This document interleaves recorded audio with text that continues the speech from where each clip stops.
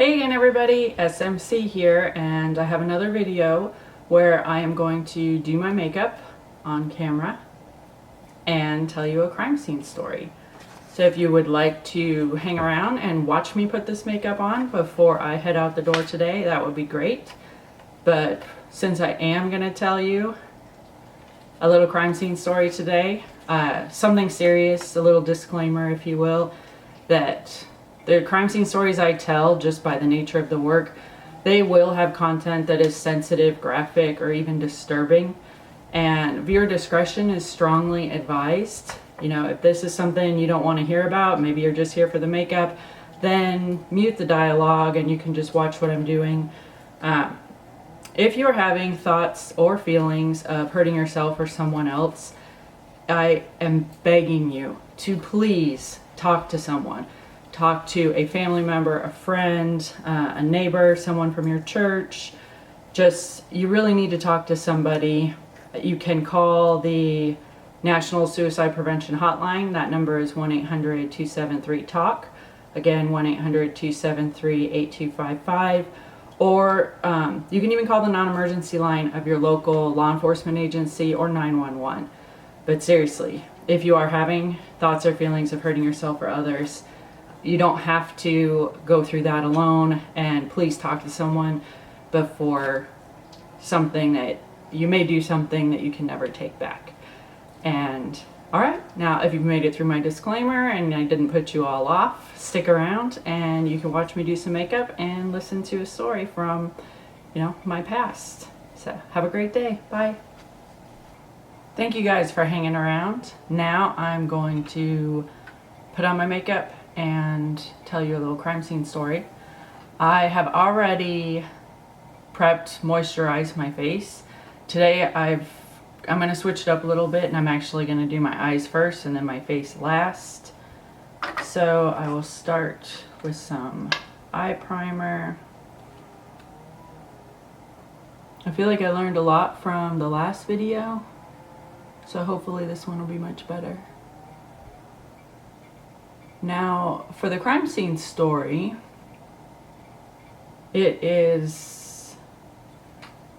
one of the first introductory courses that I had during undergrad was Intro to Forensics, and there were quite a few guest speakers who came in, and I remember one time this crime scene guest speaker came in, and she was talking about how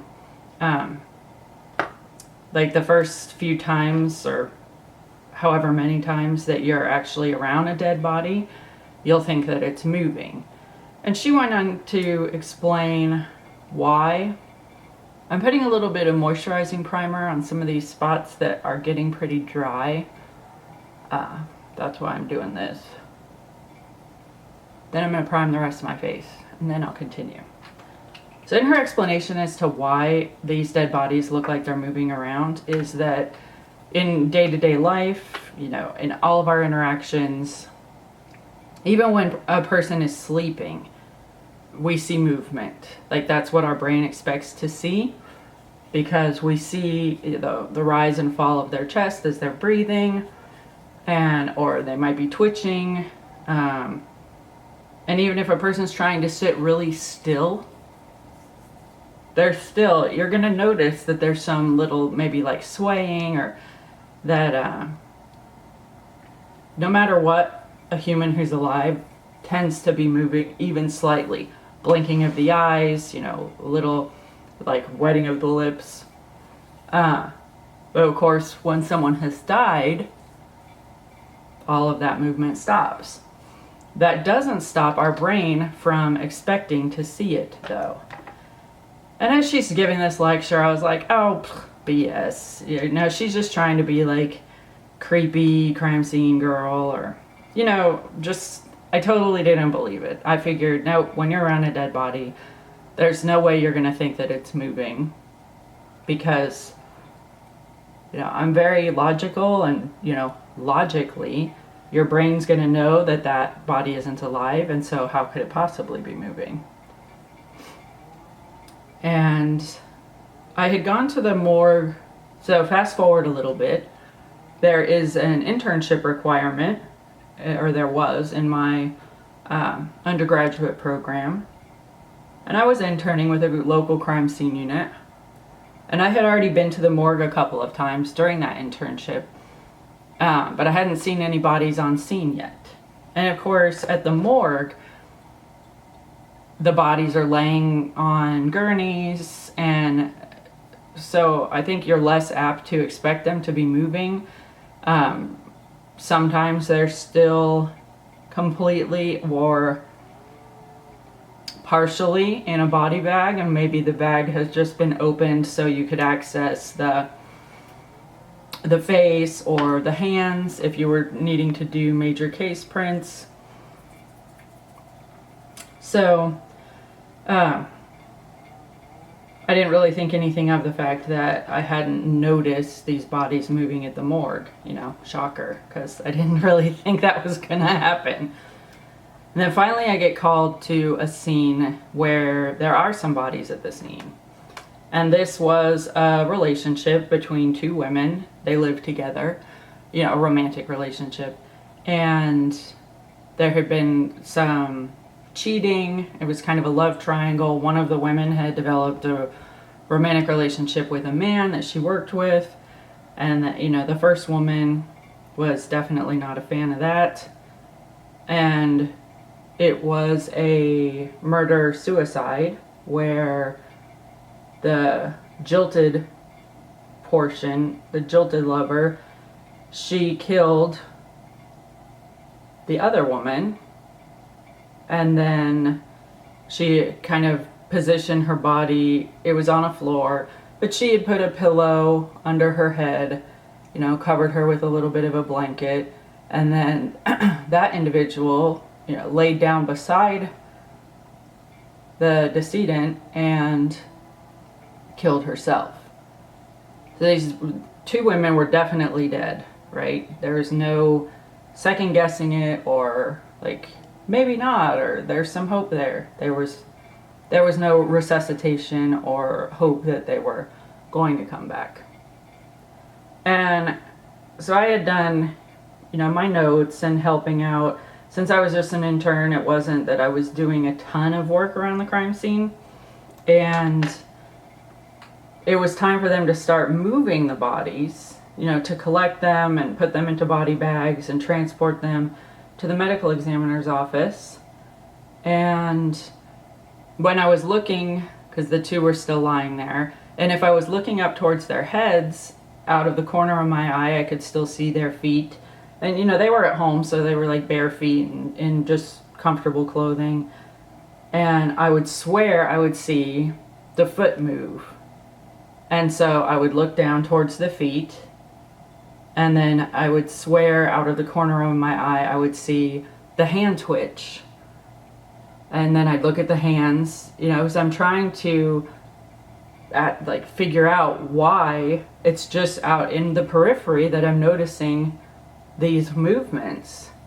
And it brought me back to that lecture where the woman talked about, you know, the first few times or that you're on a scene with a body, that you will perceive it as moving, because that's what the brain expects. So the brain is actually kind of filling in that movement that is missing, because since it's not something we see every single day, you know, we're not constantly bombarded with dead bodies everywhere, the brain doesn't really know what to make of it. So I thought that was pretty surprising, especially in my disbelief during the lecture that would even be a possibility, that lo and behold, it actually was. So that's my crime scene story for the day. Now to continue with the makeup, what I've done is I picked my neutral kind of transition shade.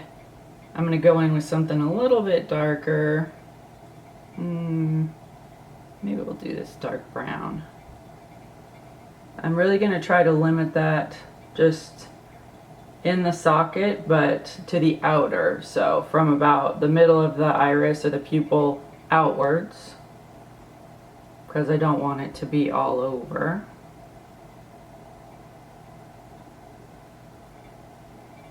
Maybe I should put my mirror in front so I can actually see what I'm doing without getting a weird angle on it.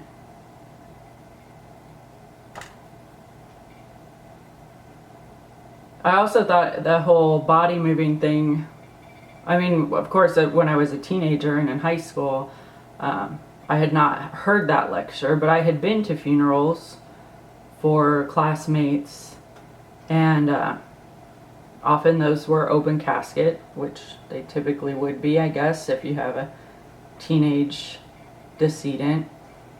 You know, and you don't, in that situation, probably because they make them look like they're sleeping and, you know, their eyes are closed and they're really kind of at rest, you don't think they're moving around.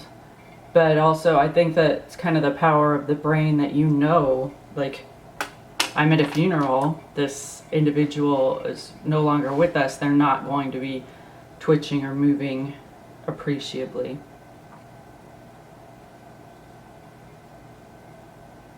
It's pretty interesting that the brain is that powerful, but also that easily tricked. I can't remember the second body I went to, but I can tell you now that I don't recall ever having that, oh, the body is twitching phenomenon happen again. That I distinctly recall it from that first one with the 2 female decedents, but I don't recall it ever happening again after. So maybe my brain was like, okay, this is the new deal. Like, now we're going to be, you know, having this as part of our regular, like, something I need to file away and keep track of. You see, again, I am really trying to keep circling inward or upward because I want the outside corners of my eyes to appear lifted and not drooping down. And I've been trying to hold my brush a little bit better. The beauty expert that I watch, he talks a lot about hand positioning and how you hold your brush. This isn't an appropriate blending brush. I do have the order on, or I do have the set, the nice one, on order. So any day now, that bad boy should be showing up in my mailbox. So maybe next week, that'll be the treat you guys get. And I know last time I talked about that I had bought some better quality makeup, you know, department store. And that has made a world of difference. At least I feel like it has. It wasn't any eyeshadow other than this cream shadow to replace what I was using for my Office Safe half cut crease. But I did buy a foundation that was like $32, and it feels so amazing. And one of the main reasons why I didn't really care to wear foundation every day was because I felt like it really didn't match with my skin, and it was very hard to find some that was like a cooler tone but also very fair, and I just thought it looked kind of silly. But there is something to be said about going in and getting some help from the individual behind the makeup counter who could actually help me out, and he showed me like a couple shades, because I went in there looking for a specific brand that I had done my research on. It came very highly recommended, and that it wasn't going to go anywhere once you put it on your face. And given the heat and humidity I have to deal with outside, plus having to wear a mask so frequently, I was like, yeah, this sounds like a good idea. But when I swatched that on my hand, and you know, department stores, their lighting is like very soft and probably really flattering. And so when I swatched it at first, I'm looking and I'm like, oh, that looks good. And then if I would look at it like at an extreme angle, kind of sideways, then it was like, ugh, that's really yellow. And I was worried that it would look weird on my face, that it was just way too yellow. So he said, well, why don't you try this other brand? Because I think this shade is going to look perfect for you. And I said, all right, let's do it. And I swatched it, and it was like just putting liquid skin on the back of my hand. It really was a perfect color. No matter what angle of light I was looking at, it looked great. So I went with that one instead of the one I had researched and originally showed up to buy. I did buy an eyebrow kit, but I am not very good at using it yet. Because I'm not sure if this is supposed, like, the instructions in the kit made it look like this fatter pencil should give you a little more color. I don't know. I'm just not very good at it. I have to keep practicing, and the guy I watch, really, I would say the most, but he's really the only beauty YouTuber I watch. He said that like doing a nice winged eyeliner or your eyebrows are really the hardest things to master. And man, is he right. But I'm trying. This smaller pencil is supposed to do individual hairs. I try to put a little more in here just because I feel like over all the years of plucking and that unfortunate period where I was actually shaving them has really damaged them.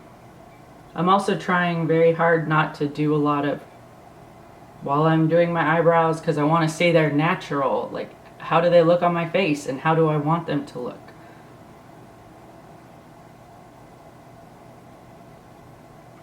And I think just having the tail end of it with the pencil, that's just an old habit, so it's really hard to break. I'm going to put some gel on there, but I'm going to try to keep it more here, where, and no fail, I get a blob of gel. I try to keep it more on this side where the eyebrow is a lot thinner, and not so much here, because I have a lot of good hair and volume there. But starting right at the nice where the curve should be and going down through the tail is definitely not the case.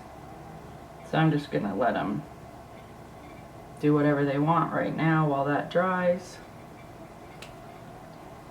I have a little Q-tip here, so hopefully I can save myself from that stuff.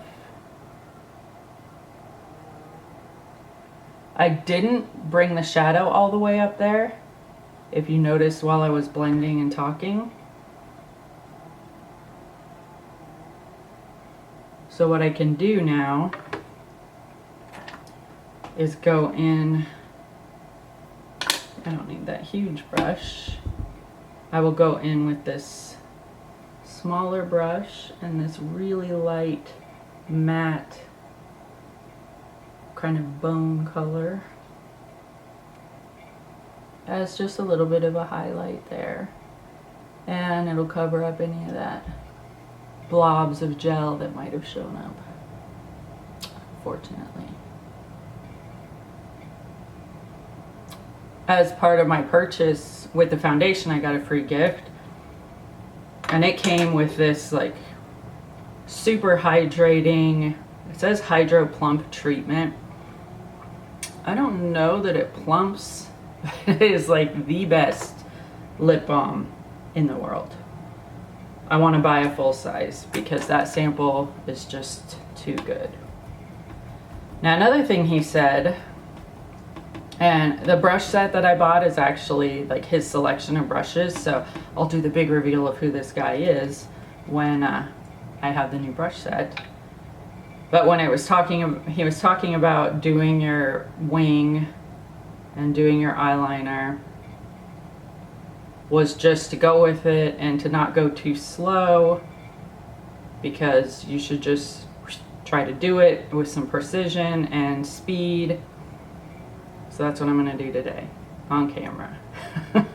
Because now I don't have time or desire really to try to take everything off if I screw it up and to start over again, because today is the day I gotta take my kiddo to gymnastics.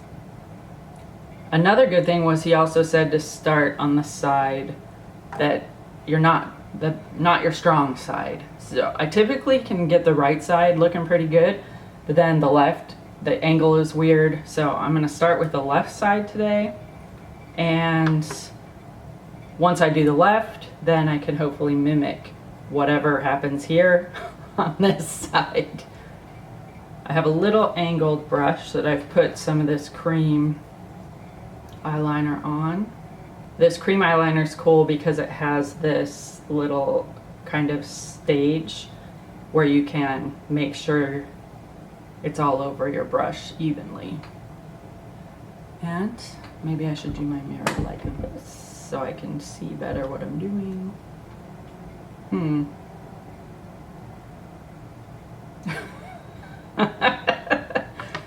It's a flapping wing, so that'll be interesting to try to deal with.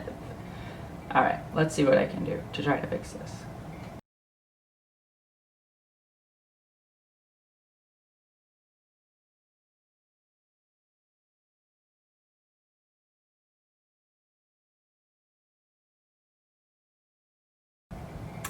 Well, it's not as bad as it could be, I guess. Not perfect, but I don't expect them to be. I'm really still learning, and I know practice is the only way I'm going to get it to where I want it to be. Now I'm going to go ahead and put these bad boys where they need to go.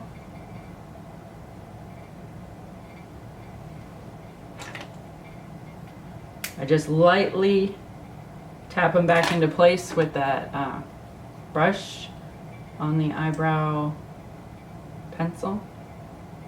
Put some mascara on.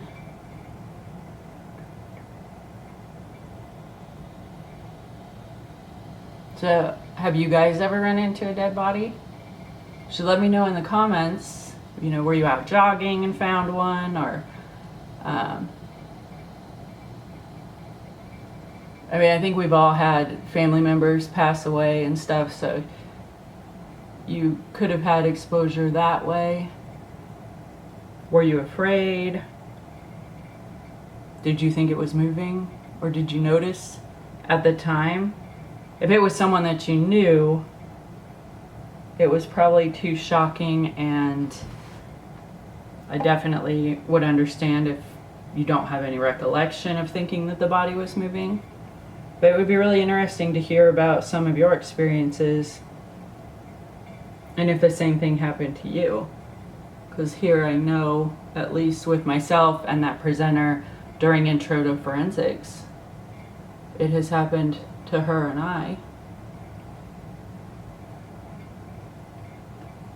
All right, that's looking good. I definitely think it looks nice. I've really been working at refining my eyeshadowing technique, because eyeshadow is definitely my favorite type of makeup, and just being really conscious of where I'm putting the color and then working at blending it out, starting small and building on top of these layers. That I'm getting very proud of what I'm managing to accomplish every work day. Now I can quickly work on my face because I'm running out of time, of course. This is some of that new foundation, and I have a wet sponge, well, damp, not soaking, and I'm just starting here, kind of working my way around. You know, out here I really don't need much help, but I get a lot of redness through here. I have really big pores here especially that I'm trying to minimize and hide. Obviously I have some red blemishes going on my face.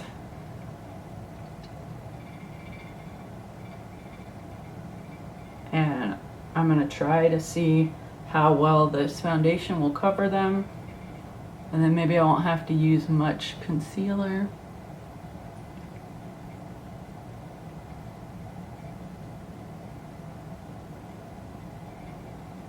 I've even been using concealer under my eyes, which is not something I ever used to do. But it is improving the look of my under eye area. It does make me look a little more awake.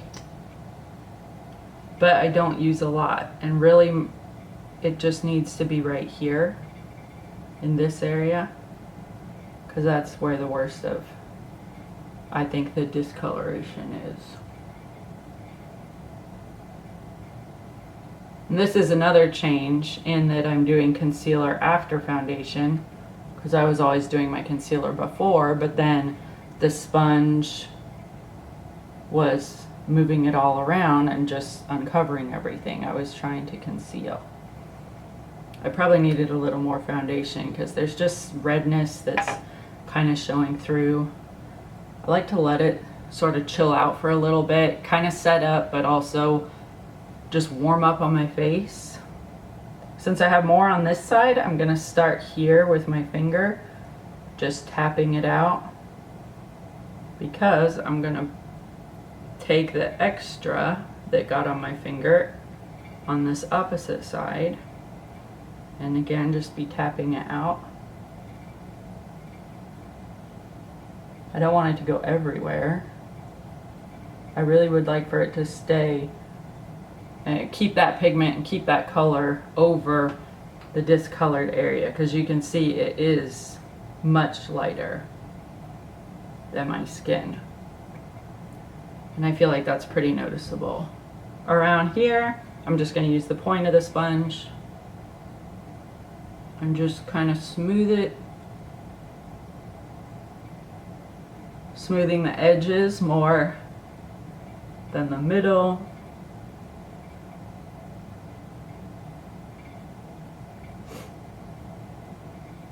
Because if you're really working that middle, you're just going to move it all around and you're going to wipe it all away.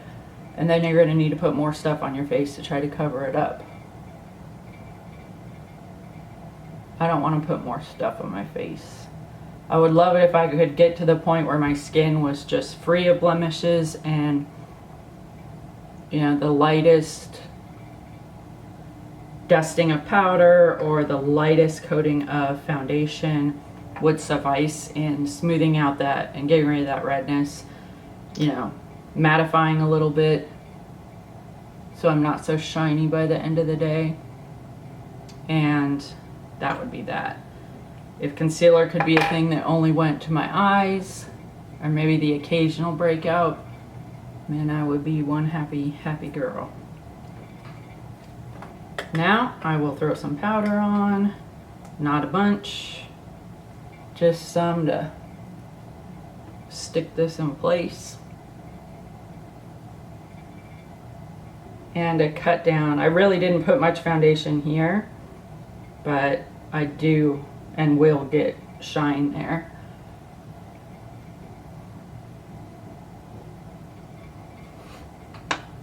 So that's just a big old kabuki brush. I have this, it's actually a blush brush, but you know, blush, powder, whatever.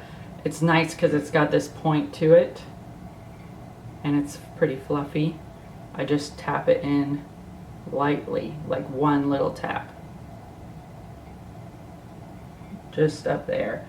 And I do that because this is a tinted powder and because I feel like the concealer is far too light just as it is. Yeah, I could probably buy a different concealer, but that was the one that I got. Now I will put some blush on, since the foundation can make you look a little flat, but I'm going to keep it way up here because the whole reason I put the foundation on was to cover up the redness through the center. So I'm not going to cover it up and then just put it back. That'll show through as the day goes on anyway. It It just said movie recording stopped automatically, so in post I'm going to have to see why, but I think it's because the battery is dying. So I better hurry up and knock this stuff out. There we go. Last but not least, I'm going to do a little highlighting. Also starting way up here and bringing it down a little.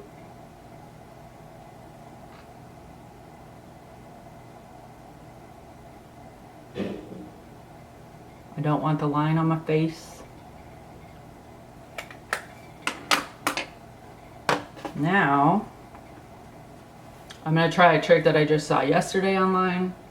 I'm taking off most of that lip balm.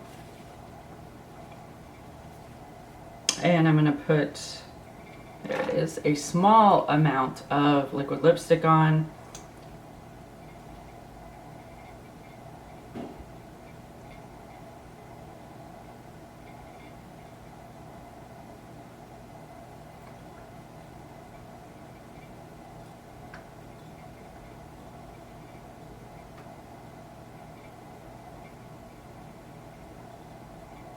I'm trying to make sure that doesn't stop on me again.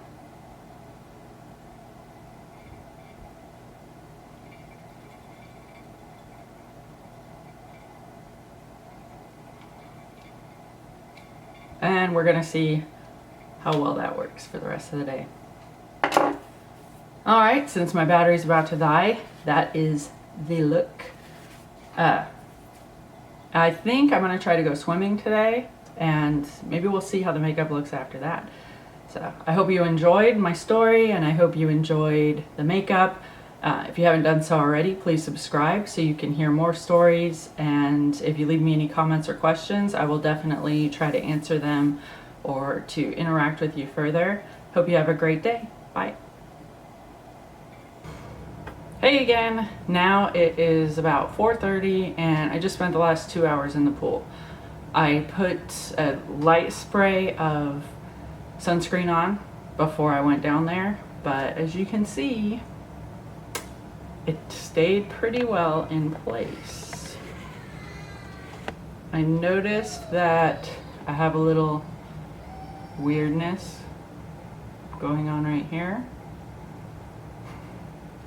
but you can see the eyeshadow itself stayed in place really well, and it was just this eyeliner really that didn't.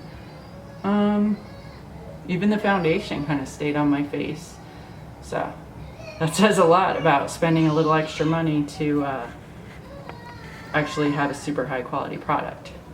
Well, I'm gonna get to working on this video so I can post it for you guys, and I will see you next week. Bye.